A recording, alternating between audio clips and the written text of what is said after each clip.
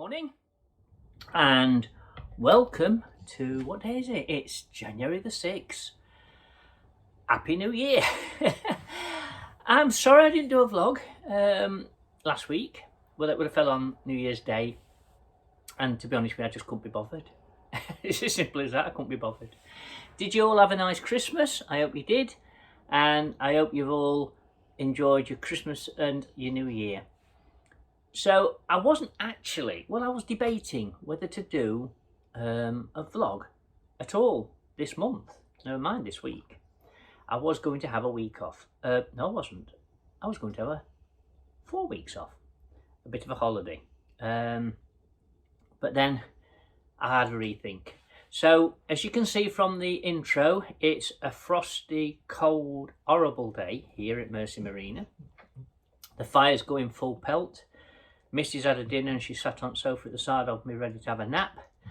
But I just thought this week I'd just tell you about a couple of things that has happened. First and foremost, as you know, just before Christmas, I installed the 1600 watts 4 panels of solar. And the batteries that's on board Freedom, well, they are the original batteries that was on this boat when it was built. And this boat was built in 2009, and these are just AGM standard batteries. Technology has moved obviously forward. The batteries are now really are getting to the end of life, and I did a vlog mid-year showing how one of the terminals on the battery really badly furred up, which is an indicator that they're getting tired. And even though I've cleaned and protected them, again it's getting furred up. So the solar is, although we haven't had a lot of sunshine, the solar is actually working very, very well. So much so, I've turned the mains power battery charger that's built on board off. I did this 2 days ago. So my batteries are now being, these older batteries are being charged through the Victron MPPT controller via obviously the solar off the roof, and I'm just getting to learn to understand how solar works. So it'll be interesting to see how long these batteries will last at the moment with the bit of sunshine that we are getting. That said, in a future vlog not very far away, I will be telling you and showing you my new batteries. I've decided to bite the bullet. I've spent weeks researching, and if you've looked at batteries for your boat, then you'll know it's an absolute minefield. Have I gone for lead flooded? Have I gone for lithium? Have I gone for Live Pro 4s? Have I gone for gel? Have I gone for tubular? It is a nightmare. They all have, to be fair, they all have their supporters. So I'm about to place my order tomorrow for what I've chosen, and I will show you in the very near future what I've got and my reasons for buying.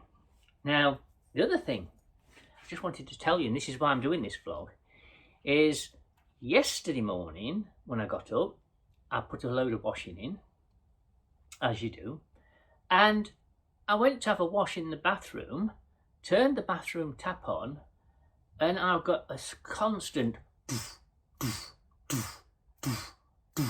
of water. Instead of, as you would at home, you turn the tap on, the water just flows. So I'm going to drink my cup of coffee. I'm going to show you what the culprit was, and I'm going to tell you how I remedied it. And hopefully, if you're about to move on to a boat, you'll keep that vlog safe, because it's something that's really worth knowing. If you've already got a boat and you haven't yet come across this problem, then it's also worth keeping and knowing. And if you have got a boat and you know all about it, then just turn off now, because come back when I do Cider of the Week. So I'm going to drink my coffee. I will chat to you in a minute when I've set the camera up in the bathroom. Welcome to my bathroom. If it echoes, I apologise. Now, when you live in a house, you never, when you go in the bathroom to have a wash or a shower, flush the loo or whatever, I'm guessing you never ever consider how does that water actually come out the tap. You know, how does it get through the pipes to your tap? And the simple answer is the water supplier, whether it's Severn Trent or wherever your area is, pumps that water under slight pressure around the system, so it goes from street to street, house to house, etc. And when you open the tap, it's there with a nice steady flow. On a boat, obviously it's completely different because we're not coupled to the mains. My water tank is at the front of Freedom in the bow. I think there's 500 litres in the stainless steel tank. The water then comes out the tank via a pump. I have a pump, a 12-volt pump, that senses pressure drop.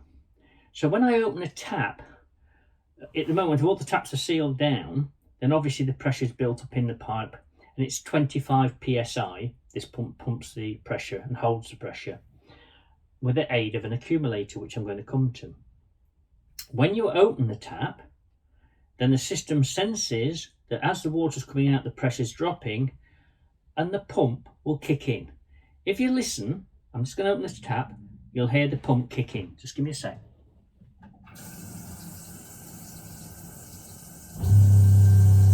And there you can hear it. Now when I turn the tap off, the pump switches off. Now this is all helped and controlled by what's called an accumulator, which is a secondary little tank, which I'm about to show you. And in my case, it's stored under the sink.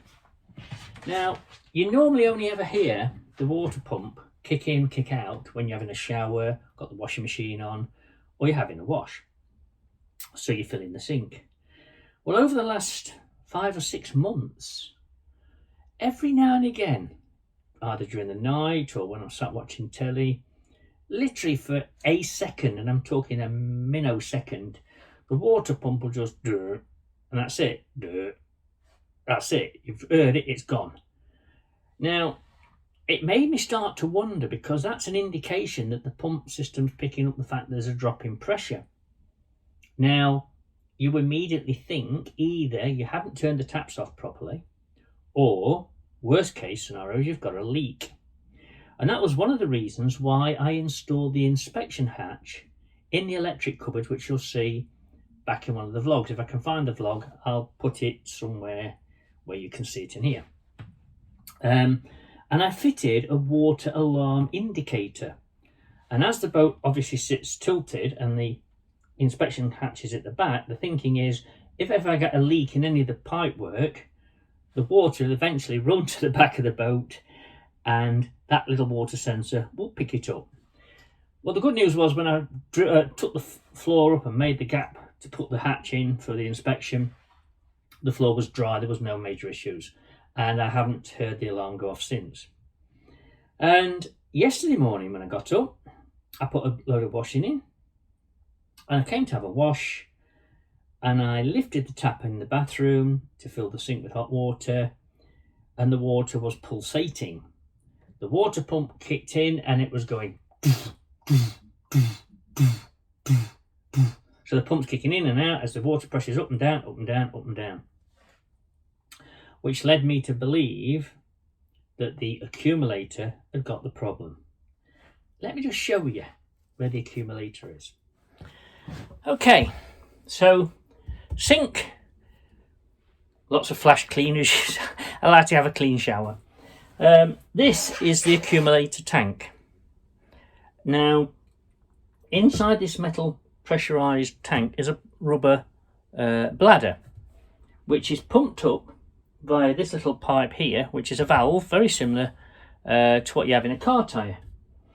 And what this does, it holds pressure, water under pressure. So when you first open the tap, which I'm going to do now, you can hear the water. In a minute, now you'll hear the pump. So what that does, it feeds that tap instantly, and then when that pressure drops in here, the pump will then constantly pump to keep this pressurized back up. So it's part of that circuit. The water pump is directly behind me, see, that's why you can hear it so loud. So I considered yesterday that this was actually a died a death. So what I decided to do was get a friend of mine lended me a tyre pressure pump with a digital gauge on it, And when I fitted it to this end where you pump the air in, it was registering £2 per square inch pressure. I don't even see me down here because I'm squiddled in a corner. There you go. Let me just put you up so I can talk to you. Right, so it was £2 per square inch pressure. Now, it's all about balancing up your system. It's not just a case of shoving a lot of air in it and jobs are good. You need to know what the PSI on your pump is for a start, and you need to know where it cuts in, cuts out, so it senses the pressure drop and maximum. So I had to dismantle the cupboard to get to the pump, and I found that that was 25 PSI. That's what it runs at. And that keeps the water constant throughout the kitchen or in the bathroom or for the toilet or whatever. This was 2 PSI. And now there's lots of different trains of thought, and the more you research it, the more information you're going to get and more alternative options you're going to be given. I decided to set my accumulator at £5 a square inch less than the pump. So this is pumped up now to 20 PSI, and it works perfectly now. When I switch the tap off, the pump only runs for a few seconds, repressurizes the whole system, everything is good. When I open the tap, I'm not pulsating now, I get a nice good flow of water. So if you've got a boat, this is a bit of a tip, right? Check this regularly. If you do hear that water pump going every now and again, and it will only be a zzz, that'll be it, zzz, and it might be once every 7 or 8 hours, it's not all the time, then do just put a gauge on the end. It's just a normal tire pressure gauge will do, and see what pressure you've got in your accumulator, because I think this one may, I'm not sure, it may just be the fact I've been on board nearly 2 years and never checked it. It may have a minute leak on the valve. I'm going to now constantly monitor this and keep an eye on it. I'm going to put a little tire pressure gauge in here, and end of every month I clean my chimney. The day I clean my chimney, I'm going to check my accumulator, so I do it on that same day, so it'll always become part of my regular checkup. I'm also going to invest in a little rechargeable handheld tyre inflator, which I'm going to store right next to the accumulator, because obviously I haven't got no tyres on no tyres on freedom, but it'll be a handy, easy to get hold of, easy to drop on and check and pump up as needed. So yeah, if you do get on board your boat and you find that you've got this annoying little zzz every now and again, find your accumulator. In fact, when you first move on board, find your water pump, find your accumulator, find the turn-off tap for your tank, so you know.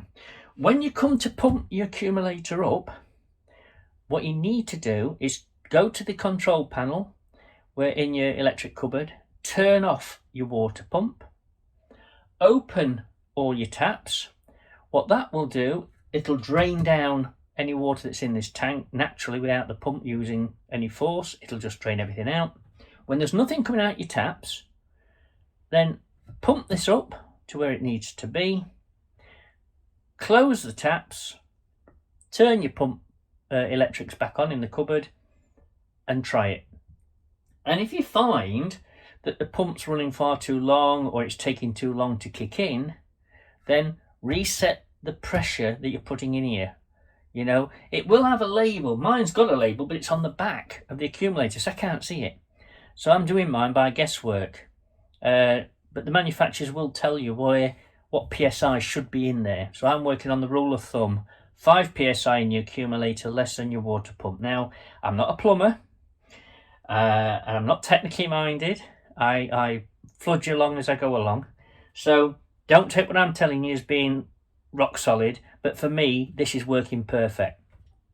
I hope you don't ever have to put up with the zzz, zzz, but the day will come, and then you'll remember this vlog, and hopefully you'll reach for your foot pump and you'll solve the problem. Hope that's been of help to you. Let's go and have a cider.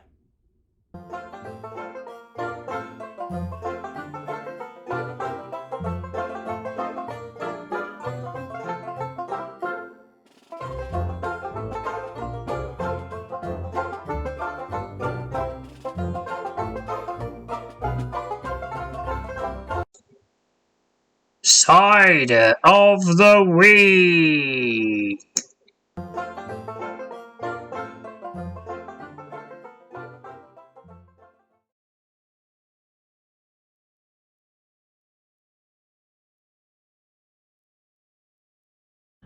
Welcome to this week's Cider of the Week. Don't know if you can see through my cracked cover window, which is a bit well, I did actually wash it yesterday, but it still looks like it needs another clean. It's actually snowing. 6th of January, and it's snowing and it's miserable, and it's the kind of weather where you just need to be sat in front of the fire. But I've got to take Misty out in a minute, so I'm going to do this Cider of the Week, and then I'll get my coat on and go and brave the elements. And this is going to be the first cider of 2022, and I still keep finding new ciders. Well, I didn't actually, because you'll have seen that little clip of the box, and it was a display box of 3 ciders that my daughter Polly had got me as part of Christmas, as my Christmas present. And in the box there's a cider glass, so I can't do her Cider of the Week without using her glass, so I've put my tankard to one side, and it will be for the next 3 weeks because I've got 3 of these to review.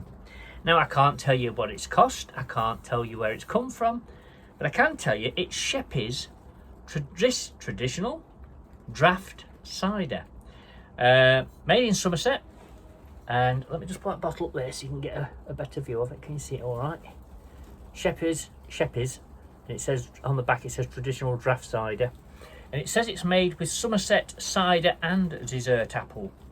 It's a 330ml bottle, and it's 5.5%. I'm doing all this without my glasses on, which is marvellous. I can actually read it.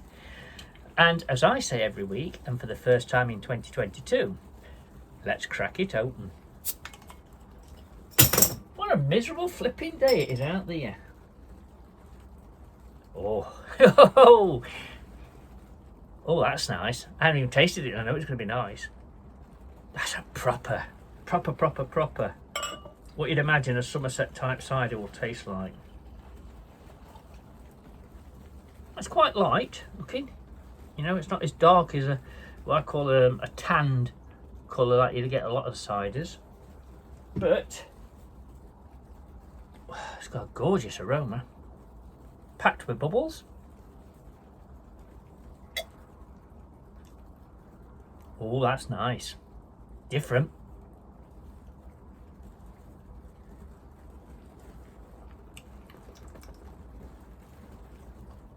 When you first taste it, it actually tastes a little bit weak.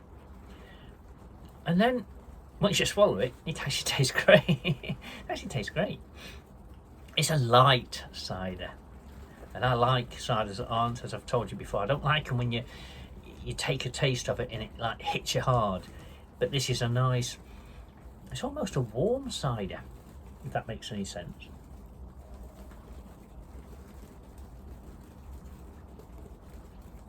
You would enjoy this. And in fact, again, it's one of these what I call all-rounders. You would have it with meals, definitely. You just have it as a social drink, for sure.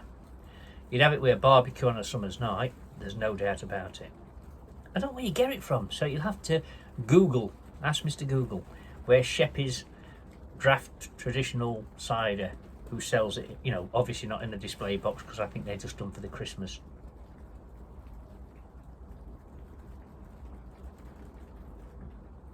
Yeah, it's very palatable. There's no nasty aftertaste. It doesn't taste chemically, and I think that is an absolute definite 9 out of 10. I'm gonna have to research it, because this is another one when I go out on my summer voyage, which I'm hoping to do this year, on my trip to Liverpool, whether I do it this year or next, I'm not 100% sure. I have got to stock up, because the one thing I don't want to be doing is hunting ciders en route. So I'm going to stock up. I've got plenty of locker space on board, and I'm going to make sure that I go back over my reviews and look at the ciders that really scored into the 9s and the 9.5s. I haven't had a 10 yet, I don't think. And I'm going to get a stock, so I've always got them for when I've moored up. and I've had my evening meal, and I'm either out on the towpath or I can sit on the roof and just enjoy a glass. And I'm sure if you go and find this Sheppey's traditional draft cider, you'll love it. So for the first time in 2022, I need to say thank you for supporting the channel. If you have enjoyed this vlog, and it is, I'm trying to keep them shorter, do give me a thumbs up. Do post in the comments if you've got any questions about what I've discussed in this vlog, or if you've got any suggestions what you'd like to see in future vlogs. I'm hoping next, if I get around to it, next week's going to be entitled Reflections and Projections, and it'll all become very self-explanatory if I get it all sorted. But until then, all that remains for me to say is stay safe out there, because it's a crazy world. Look after yourselves, and from Misty and me, cheers.